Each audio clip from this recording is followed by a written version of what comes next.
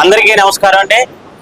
పెద్దలు అయ్యన్న పాత్రుడు గారు ఫ్యామిలీ మన పెద్ద చెరువులో నిర్మించ తలపెట్టిన 108 అడుగుల శివపార్వతుల విగ్రహాన్ని కొంతమంది దుష్ట శక్తులు అడ్డుకోవడానికి ప్రయత్నిస్తున్నాయండి. ఆ విగ్రహం కట్టడానికి ఎలాంటి ఆటంకం జరగకుండా ఈరోజు నర్సీపట్నం దుర్గా మల్లేశ్వర అమ్మవారి దేవస్థానంలో కుంకుమ పూజలు బాలాభిషేకం చేసి ఎక్కడైతే నిర్మించి తలపెట్టారో ఆ స్థలంలో ఈ పూజా సామాగ్రి పట్టుకెళ్ళి వేయడానికి ఇక్కడ ఉన్న పెద్దలు ఆలయ కమిటీ కూడా నిర్ణయించిందండి.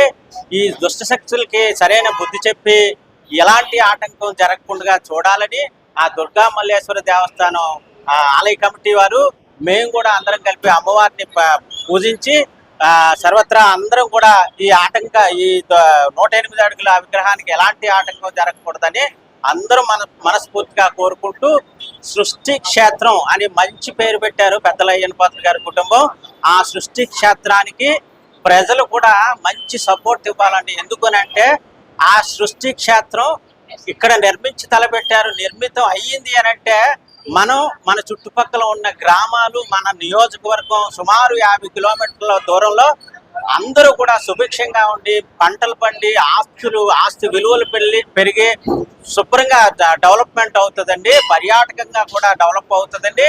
దానికోసమని పెద్దల అయ్యన్న పాత్రుడు గారి కుటుంబం ఎంతో కష్టపడి విజయబాబు గారు కానీ, రాజేష్ బాబు గారు కానీ, పద్మావతి అమ్మ గారు కానీ ఎంతో కష్టపడి ఈ క్షేత్రాన్ని నిర్మించి తలపెట్టారండి. కాబట్టి ఈ ప్రజలు కావచ్చు, కొన్ని దుష్ట శక్తులు ఏవైతే ఉన్నాయో ఆ దుష్ట శక్తులు కావచ్చు, సహాయం చేయకపోయినా పర్లేదు, అడ్డు తగలకుండా ఉండండి సార్. మీకు ఇదే మా విన్నపం అండి. అందరికీ నమస్కారం అండి. భక్త మహాజీలు కూడా నమస్కారం తెలియజేస్తున్నాను. అలాగే నర్సీపట్నం ప్రజలకు కూడా నమస్కారాలు తెలియజేస్తున్నాను. మన ఎమ్మెల్యే గారు మరియు స్పీకర్ అయినటువంటి మాంజిశ్రీ సింతకాయల అయ్యన్న పాత్రుడు గారు మరియు విజయబాబు, రాజేష్ బాబు తలపెట్టినటువంటి పెద్ద చెరువులో 108 అడుగుల శివుడి విగ్రహాన్ని తలపెట్టారు. ఇది ఒక ఆధ్యాత్మిక కేంద్రంగా తయారు చేయాలని వారి యొక్క సంకల్పం. ఆ సంకల్పానికి వైసీపీ నాయకులు కొంత అడ్డు తగులుతున్నారు. కోర్టులో కూడా వెళ్ళడం జరిగింది. ఆ వైసీపీ నాయకులు ఇప్పుడైనా కొంచెం అమ్మవారికి మేము ఈరోజు పాలాభిషేకం మరియు కుంకుమ పూజలు చేశాము. వాళ్ళకి ఇంకా నూకాలం విషయంలో కూడా వాళ్ళు కొంచెం దెబ్బతిన్నారు. అయినా వాళ్ళకి బుద్ధి రాలేదు. నూకాలం విషయంలో అయ్యన్న పాత్రుడు గారు 6 నెలల్లో కట్టింది వాళ్ళు 5 సంవత్సరాల్లో కూడా కట్టలేకపోయారు. అంటే అమ్మవారు వాళ్ళ తరపున లేరు కాబట్టి అది జరగలేదు. అదే అయ్యన్న పాత్రుడు గారి కుటుంబం తరపున అమ్మవారు నిలబడ్డారు కాబట్టి అది 6 నెలల్లో పూర్తి చేసి మేము 12వ తారీఖున విగ్రహ ప్రతిష్ట అన్ని చేసి అమ్మవారి పండుగ చేశాము. అలాగే మరిడం పండుగ కూడా చేయడం జరిగింది.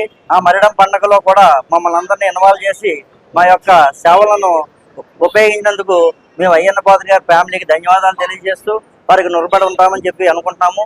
అలాగే ఈ 108 అడుగుల శివుడి విగ్రహానికి ఎటువంటి ఆటంకాలు కలగకూడదని, అలాగే వైసీపీ నాయకులు కూడా బుద్ధి రావాలని మేము అమ్మవారికి పాలాభిషేకము, కుంకుమ పూజలు చేసి అమ్మవారికి ఎటువంటి ఆటంకాలు రాకూడదని మేము కోరుకోవడం జరిగినది.